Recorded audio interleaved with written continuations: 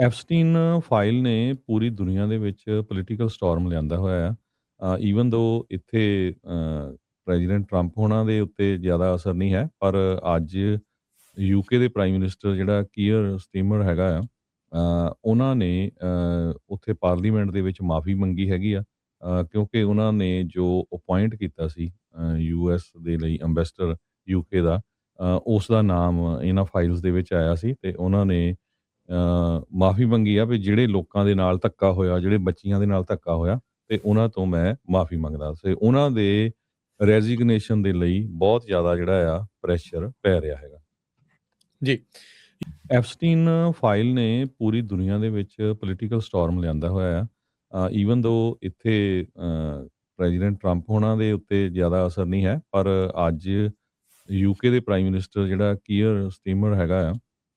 ਉਹਨਾਂ ਨੇ ਉੱਥੇ ਪਾਰਲੀਮੈਂਟ ਦੇ ਵਿੱਚ ਮਾਫੀ ਮੰਗੀ ਹੈਗੀ ਆ, ਕਿਉਂਕਿ ਉਹਨਾਂ ਨੇ ਜੋ ਅਪਾਇੰਟ ਕੀਤਾ ਸੀ ਯੂਐਸ ਦੇ ਲਈ ਅੰਬੈਸਡਰ ਯੂਕੇ ਦਾ, ਉਸ ਦਾ ਨਾਮ ਇਹਨਾਂ ਫਾਈਲਸ ਦੇ ਵਿੱਚ ਆਇਆ ਸੀ ਤੇ ਉਹਨਾਂ ਨੇ ਮਾਫੀ ਮੰਗੀ ਆ ਵੀ ਜਿਹੜੇ ਲੋਕਾਂ ਦੇ ਨਾਲ ਧੱਕਾ ਹੋਇਆ, ਜਿਹੜੇ ਬੱਚੀਆਂ ਦੇ ਨਾਲ ਧੱਕਾ ਹੋਇਆ, ਤੇ ਉਹਨਾਂ ਤੋਂ ਮੈਂ ਮਾਫੀ ਮੰਗਦਾ ਤੇ ਉਹਨਾਂ ਦੇ ਰੈਜ਼ਿਗਨੇਸ਼ਨ ਦੇ ਲਈ ਬਹੁਤ ਜ਼ਿਆਦਾ ਜਿਹੜਾ ਆ ਪ੍ਰੈਸ਼ਰ ਪੈ ਰਿਹਾ ਹੈਗਾ। ਜੀ। ਐਪਸਟੀਨ ਫਾਈਲ ਨੇ ਪੂਰੀ ਦੁਨੀਆ ਦੇ ਵਿੱਚ ਪੋਲੀਟੀਕਲ ਸਟੋਰਮ ਲਿਆਂਦਾ ਹੋਇਆ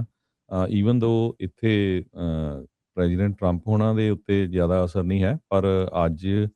ਯੂਕੇ ਦੇ ਪ੍ਰਾਈਮ ਮਿਨਿਸਟਰ ਜਿਹੜਾ ਕੀਅਰ ਸਟੀਮਰ ਹੈਗਾ ਆ, ਉਹਨਾਂ ਨੇ ਉੱਥੇ ਪਾਰਲੀਮੈਂਟ ਦੇ ਵਿੱਚ ਮਾਫੀ ਮੰਗੀ ਹੈਗੀ ਆ, ਕਿਉਂਕਿ ਉਹਨਾਂ ਨੇ ਜੋ ਅਪਾਇੰਟ ਕੀਤਾ ਸੀ ਯੂਐਸ ਦੇ ਲਈ ਅੰਬੈਸਡਰ ਯੂਕੇ ਦਾ, ਉਸ ਦਾ ਨਾਮ ਇਹਨਾਂ ਫਾਈਲਸ ਦੇ ਵਿੱਚ ਆਇਆ ਸੀ ਤੇ ਉਹਨਾਂ ਨੇ ਮਾਫੀ ਮੰਗੀ ਆ ਵੀ ਜਿਹੜੇ ਲੋਕਾਂ ਦੇ ਨਾਲ ਧੱਕਾ ਹੋਇਆ, ਜਿਹੜੇ ਬੱਚੀਆਂ ਦੇ ਨਾਲ ਧੱਕਾ ਹੋਇਆ, ਤੇ ਉਹਨਾਂ ਤੋਂ ਮੈਂ ਮਾਫੀ ਮੰਗਦਾ ਤੇ ਉਹਨਾਂ ਦੇ ਰੈਜ਼ਿਗਨੇਸ਼ਨ ਦੇ ਲਈ ਬਹੁਤ ਜ਼ਿਆਦਾ ਜਿਹੜਾ ਆ ਪ੍ਰੈਸ਼ਰ ਪੈ ਰਿਹਾ ਹੈਗਾ। ਜੀ।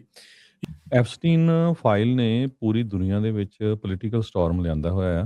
ਹੈ। ਈਵਨ ਦੋ ਇੱਥੇ ਪ੍ਰੈਜ਼ੀਡੈਂਟ ਟਰੰਪ ਹੋਣਾ ਦੇ ਉੱਤੇ ਜ਼ਿਆਦਾ ਅਸਰ ਨਹੀਂ ਹੈ, ਪਰ ਅੱਜ ਯੂਕੇ ਦੇ ਪ੍ਰਾਈਮ ਮਿਨਿਸਟਰ ਜਿਹੜਾ ਕੀਅਰ ਸਟੀਮਰ ਹੈਗਾ ਆ, ਉਹਨਾਂ ਨੇ ਉੱਥੇ ਪਾਰਲੀਮੈਂਟ ਦੇ ਵਿੱਚ ਮਾਫੀ ਮੰਗੀ ਹੈਗੀ ਆ, ਕਿਉਂਕਿ ਉਹਨਾਂ ਨੇ ਜੋ ਅਪਾਇੰਟ ਕੀਤਾ ਸੀ ਯੂਐਸ ਦੇ ਲਈ ਅੰਬੈਸਡਰ ਯੂਕੇ ਦਾ, ਉਸ ਦਾ ਨਾਮ ਇਹਨਾਂ ਫਾਈਲਸ ਦੇ ਵਿੱਚ ਆਇਆ ਸੀ ਤੇ ਉਹਨਾਂ ਨੇ ਮਾਫੀ ਮੰਗੀ ਆ ਵੀ ਜਿਹੜੇ ਲੋਕਾਂ ਦੇ ਨਾਲ ਧੱਕਾ ਹੋਇਆ, ਜਿਹੜੇ ਬੱਚੀਆਂ ਦੇ ਨਾਲ ਧੱਕਾ ਹੋਇਆ, ਤੇ ਉਹਨਾਂ ਤੋਂ ਮੈਂ ਮਾਫੀ ਮੰਗਦਾ ਤੇ ਉਹਨਾਂ ਦੇ ਰੈਜ਼ਿਗਨੇਸ਼ਨ ਦੇ ਲਈ ਬਹੁਤ ਜ਼ਿਆਦਾ ਜਿਹੜਾ ਆ ਪ੍ਰੈਸ਼ਰ ਪੈ ਰਿਹਾ ਹੈਗਾ। ਜੀ। ਐਪਸਟੀਨ ਫਾਈਲ ਨੇ ਪੂਰੀ ਦੁਨੀਆ ਦੇ ਵਿੱਚ ਪੋਲੀਟੀਕਲ ਸਟੋਰਮ ਲਿਆਂਦਾ ਹੋਇਆ ਹੈ। ਈਵਨ ਦੋ ਇੱਥੇ ਪ੍ਰੈਜ਼ੀਡੈਂਟ ਟਰੰਪ ਹੋਣਾ ਦੇ ਉੱਤੇ ਜ਼ਿਆਦਾ ਅਸਰ ਨਹੀਂ ਹੈ, ਪਰ ਅੱਜ ਯੂਕੇ ਦੇ ਪ੍ਰਾਈਮ ਮਿਨਿਸਟਰ ਜਿਹੜਾ ਕੀਅਰ ਸਟੀਮਰ ਹੈਗਾ ਆ, ਉਹਨਾਂ ਨੇ ਉੱਥੇ ਪਾਰਲੀਮੈਂਟ ਦੇ ਵਿੱਚ ਮਾਫੀ ਮੰਗੀ ਹੈਗੀ ਆ, ਕਿਉਂਕਿ ਉਹਨਾਂ ਨੇ ਜੋ ਅਪਾਇੰਟ ਕੀਤਾ ਸੀ ਯੂਐਸ ਦੇ ਲਈ ਅੰਬੈਸਡਰ ਯੂਕੇ ਦਾ, ਉਸ ਦਾ ਨਾਮ ਇਹਨਾਂ ਫਾਈਲਸ ਦੇ ਵਿੱਚ ਆਇਆ ਸੀ ਤੇ ਉਹਨਾਂ ਨੇ ਮਾਫੀ ਮੰਗੀ ਆ ਵੀ ਜਿਹੜੇ ਲੋਕਾਂ ਦੇ ਨਾਲ ਧੱਕਾ ਹੋਇਆ, ਜਿਹੜੇ ਬੱਚੀਆਂ ਦੇ ਨਾਲ ਧੱਕਾ ਹੋਇਆ, ਤੇ ਉਹਨਾਂ ਤੋਂ ਮੈਂ ਮਾਫੀ ਮੰਗਦਾ ਤੇ ਉਹਨਾਂ ਦੇ ਰੈਜ਼ਿਗਨੇਸ਼ਨ ਦੇ ਲਈ ਬਹੁਤ ਜ਼ਿਆਦਾ ਜਿਹੜਾ ਆ ਪ੍ਰੈਸ਼ਰ ਪੈ ਰਿਹਾ ਹੈਗਾ। ਐਪਸਟੀਨ ਫਾਈਲ ਨੇ ਪੂਰੀ ਦੁਨੀਆ ਦੇ ਵਿੱਚ ਪੋਲੀਟੀਕਲ ਸਟੋਰਮ ਲਿਆਂਦਾ ਹੋਇਆ ਹੈ। ਈਵਨ ਦੋ ਇੱਥੇ ਪ੍ਰੈਜ਼ੀਡੈਂਟ ਟਰੰਪ ਹੋਣਾ ਦੇ ਉੱਤੇ ਜ਼ਿਆਦਾ ਅਸਰ ਨਹੀਂ ਹੈ, ਪਰ ਅੱਜ ਯੂਕੇ ਦੇ ਪ੍ਰਾਈਮ ਮਿਨਿਸਟਰ ਜਿਹੜਾ ਕੀਅਰ ਸਟੀਮਰ ਹੈਗਾ ਆ, ਉਹਨਾਂ ਨੇ ਉੱਥੇ ਪਾਰਲੀਮੈਂਟ ਦੇ ਵਿੱਚ ਮਾਫੀ ਮੰਗੀ ਹੈਗੀ ਆ, ਕਿਉਂਕਿ ਉਹਨਾਂ ਨੇ ਜੋ ਅਪਾਇੰਟ ਕੀਤਾ ਸੀ ਯੂਐਸ ਦੇ ਲਈ ਅੰਬੈਸਡਰ ਯੂਕੇ ਦਾ, ਉਸ ਦਾ ਨਾਮ ਇਹਨਾਂ ਫਾਈਲਸ ਦੇ ਵਿੱਚ ਆਇਆ ਸੀ ਤੇ ਉਹਨਾਂ ਨੇ ਮਾਫੀ ਮੰਗੀ ਆ ਵੀ ਜਿਹੜੇ ਲੋਕਾਂ ਦੇ ਨਾਲ ਧੱਕਾ ਹੋਇਆ, ਜਿਹੜੇ ਬੱਚੀਆਂ ਦੇ ਨਾਲ ਧੱਕਾ ਹੋਇਆ, ਤੇ ਉਹਨਾਂ ਤੋਂ ਮੈਂ ਮਾਫੀ ਮੰਗਦਾ ਤੇ ਉਹਨਾਂ ਦੇ ਰੈਜ਼ਿਗਨੇਸ਼ਨ ਦੇ ਲਈ ਬਹੁਤ ਜ਼ਿਆਦਾ ਜਿਹੜਾ ਆ ਪ੍ਰੈਸ਼ਰ ਪੈ ਰਿਹਾ ਹੈਗਾ। ਜੀ।